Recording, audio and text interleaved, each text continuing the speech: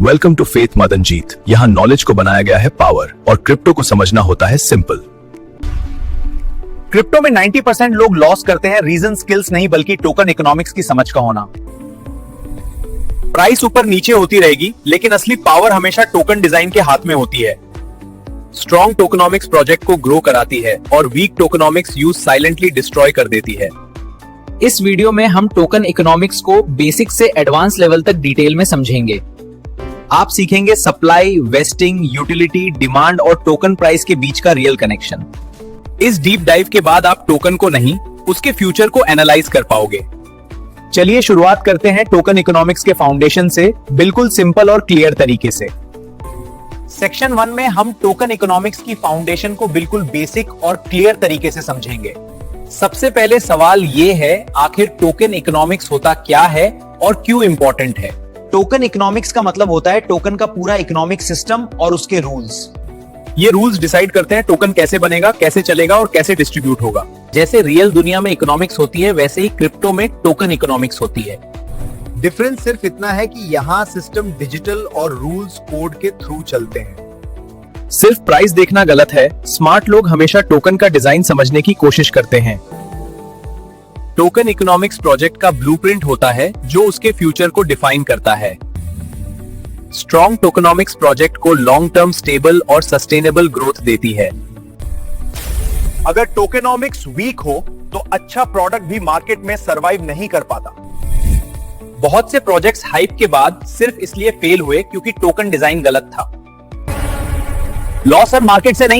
Loss अक्सर market से नहीं बल्कि टोकन इकोनॉमिक्स को इग्नोर करने से होता है। इन्वेस्टर टोकन समझता है, वो मार्केट के नॉइज से ऊपर सोचता है। टोकनॉमिक्स सभी स्टेक होल्डर्स के इंसेंटिव्स को एक डायरेक्शन में अलाइन करती है। रिवॉर्ड्स और पेनल्टीज का बैलेंस ही टोकन इकोनॉमी को हेल्दी बनाता है। इकोनॉमिक्स शॉर्ट टर्म पंप नहीं, लॉन्ग टर्म विजन के लिए डिजाइन होती है। इसलिए टोकनॉमिक्स डिसाइड करती है प्रोजेक्ट हाइप है या actual value creator. Professional investors के लिए टोकन इकोनॉमिक्स हमेशा एनालिसिस का फर्स्ट स्टेप होता है। सप्लाई, डिमांड, यूटिलिटी और वेस्टिंग मिलकर टोकन इकोनॉमिक्स का कोर बनाते हैं। अब जब फाउंडेशन क्लियर हो गई, चलिए नेक्स्ट सेक्शन में टोकन और कॉइन का डिफरेंस समझते हैं। सेक्शन 2 में हम कॉइन और टोकन के बीच का रियल और प्रैक्टिकल डिफरेंस समझेंगे जो हर क्रिप्टो यूजर को क्लियरली पता होना चाहिए। कोई वो होता है जिसका अपना इंडिपेंडेंट ब्लॉकचेन होता है, जैसे बिटकॉइन और इथेरियम जो अपने नेटवर्क पर खुद का सिस्टम चलाते हैं। टोकन किसी एग्जिस्टिंग ब्लॉकचेन के ऊपर बनता है और वही नेटवर्क यूज करता है, इसलिए उसका अपना अलग ब्लॉकचेन नहीं होता। ब्लॉकचेन को आप रोड समझो और टोकन को उस रोड पर चलने वाली गाड़ी जो बिना रोड के एग्जिस्ट ही नहीं कर सकती। बैंक कॉइन्स का यूज ज्यादातर नेटवर्क फीस देने, ट्रांजैक्शन सिक्योर करने और ब्लॉकचेन को चलाने के लिए होता है। टोकन्स इकोसिस्टम के अंदर सर्विसेज, एक्सेस, रिवॉर्ड्स और डिफरेंट यूटिलिटीज देने के लिए यूज किए जाते हैं। टोकन्स के डिफरेंट टाइप्स होते हैं और इनको समझना इन्वेस्टर के लिए बहुत जरूरी होता है। यूटिलिटी टोकन का यूज सर्विसेज, फीचर्स, डिस्काउंट्स या इकोसिस्टम के अंदर पेमेंट्स के लिए किया जाता है। सिक्योरिटी टोकन इन्वेस्टमेंट जैसे होते हैं और ज्यादातर गवर्नमेंट रूल्स और रेगुलेशंस के अंदर आते हैं। गवर्नेंस टोकन का यूज होल्डर्स को प्रोजेक्ट के इंपॉर्टेंट डिसीजंस में वोटिंग पावर देता है। कॉइन और टोकन को मिक्स समझना बिगनर्स की सबसे कॉमन मिस्टेक होती है जो लॉस का रीजन बन सकती है। ब्लॉकचेन मॉल की तरह होता है और टोकन उस मॉल का मेंबरशिप कार्ड जैसा काम करता है। एक ही टोकन से आप मल्टीपल सर्विसेज, रिवार्ड्स और बेनिफिट्स इजीली अनलॉक कर सकते हो।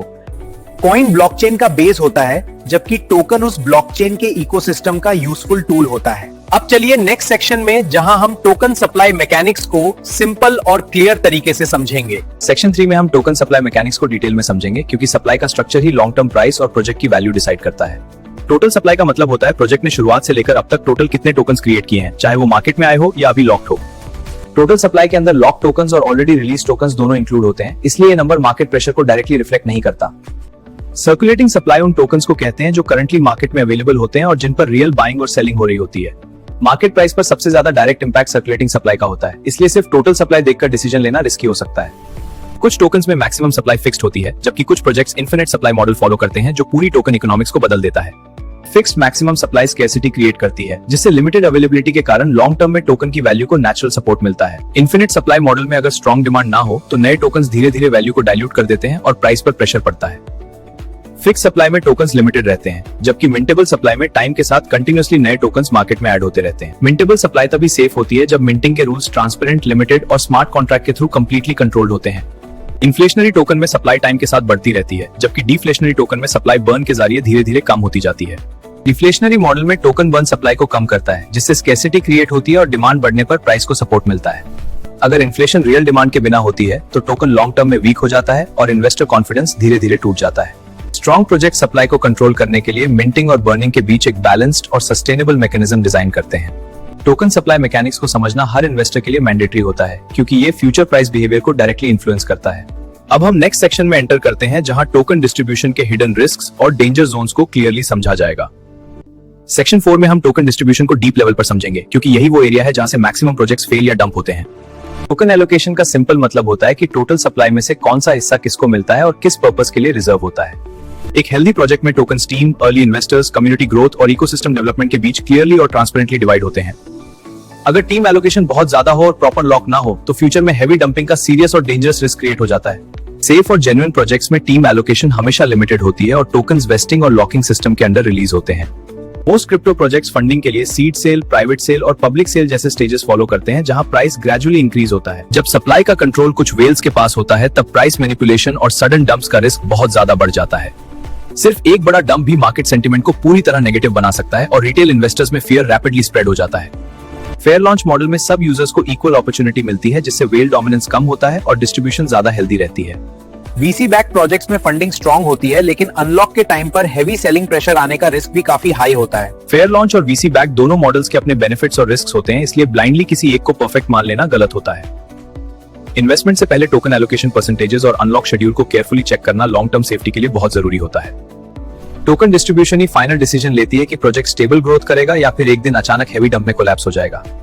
वीडियो के नेक्स्ट पार्ट में हम वेस्टिंग और लॉकिंग सिस्टम के साथ साथ टोकनॉमिक्स के और भी इंपॉर्टेंट डिटेल्स को स्टेप बाय स्टेप समझेंगे। अगर ये टोकनॉमिक्स सीरीज यूजफुल लग रही हो तो लाइक करें, चैनल को सब्सक्राइब करें और वीडियो को शेयर करके सपोर्ट जरूर करें।